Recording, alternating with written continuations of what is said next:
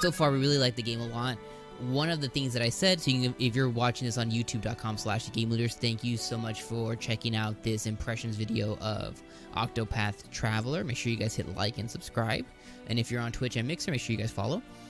So Octopath Traveler, one of the things I've been saying about it the whole time is what I really like about it is that you can... What I really like about it is that you can jump in for 30 minutes or like an hour and really feel like you accomplished. Like Alfin's chapter right now was about an hour, maybe a little bit less, or maybe a little bit more, maybe 10 minutes more, but it was like about an hour worth of content. And we went through the cave and we fought the boss, and you really feel accomplished. So we just completed Alfin's chapter, and we added somebody to our party. So what I really like about the game so far is that yes, you can jump in, you can play half an hour, and feel like you're really making strides in the game. Now, alternatively, you can play like 2 or 3 hours, and you can really feel like you've made a lot of progress in the game.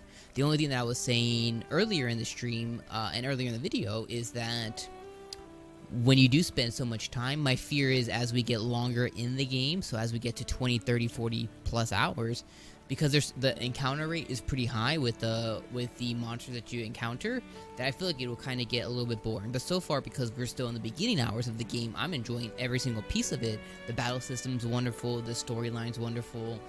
The story could be a little more thought out because it's kind of predictable and a little bit cheesy in points, but you know, it's still enough to kind of move you along and kind of want to know what's happening with all of these different folks. And the fact that there's 8, and this is barely the second one, and we're like 5-6 hours into the game already, you know, it really makes me interested to really want to play more, which we will continue doing. And the other piece of it is it's handheld, so because on the Switch, you can play it in the bed, in your couch, watching anime, do whatever you do. So this is a really interesting title, and if you guys didn't think about getting this, you know, I definitely encourage you guys to think about getting it, especially if you are an RPG fan.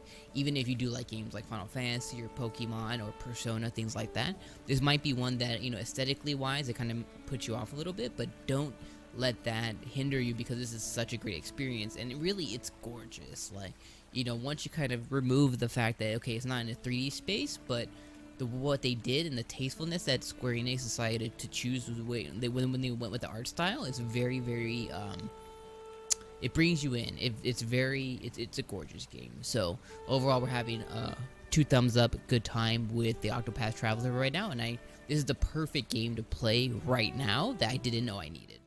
Sometime later. So what I want to say about Octopath Traveler is Octopath Traveler really is a game that came out at a perfect time of the year right now. It's a game that came out during a lull of games that we really don't have during the summertime. I think if you do own a Nintendo Switch, I think this is something that you should definitely think about picking up. This is definitely an RPG like none other. There hasn't really been a good meaty RPG on the Switch since December when Xenoblade 2 came out. So if you are hungry for a good JRPG and you're not a fan of the Ys series or something like that, then I would say this is definitely a game that you should pick up. Now, what you really should do as a consumer, as a gamer, is really like remove all your misconceptions about the aesthetic of the game, which essentially is like that 16-bit retro style. But they brought that into 2018 with lighting, with different effects, with different things that they do, different artistical choices that they make throughout the whole entire game. It really is a beautiful game, and if you really look at it, you're gonna marvel at it. And sometimes even I'm in awe, and I kind of just stop and look at some of the choices that they make, like with the water effects in the background, with the snow level, with the sand level. You get a different level, you get like a different season or a totally different map style each section of the map you go in. And so far, I'm just so enveloped in everything that it has to do. Now, as far as the story, some elements are strong, some elements are really weak, and some elements are just super cheesy, which is okay because it gives you different variety.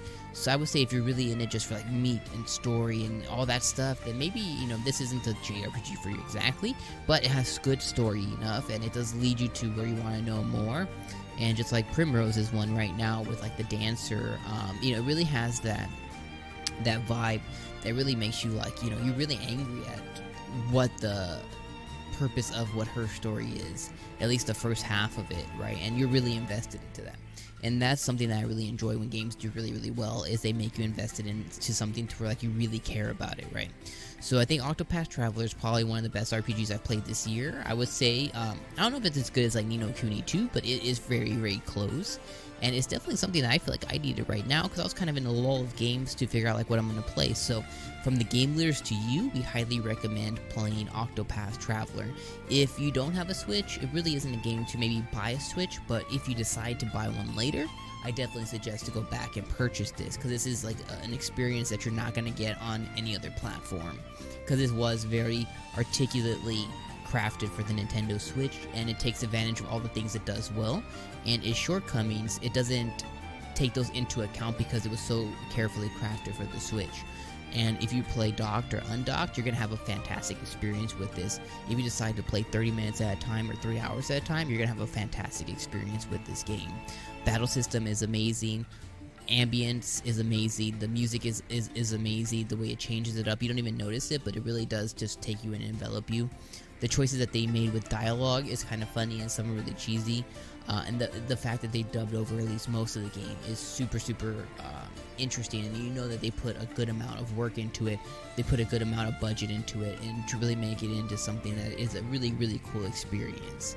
So right here from the game leaders to you, these is 2 thumbs up, and we definitely recommend Octopath Traveler.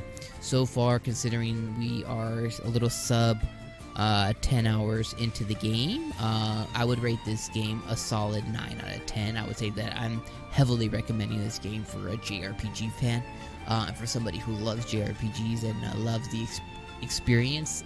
That definitely means a lot. So thank you guys so much for checking us out. Thank you for coming into the video today. Make sure you guys like, comment, and subscribe. Give us a thumbs up, and make sure you guys stick with us right here at the Game Looters for everything JRPGs and everything Octopath Traveler.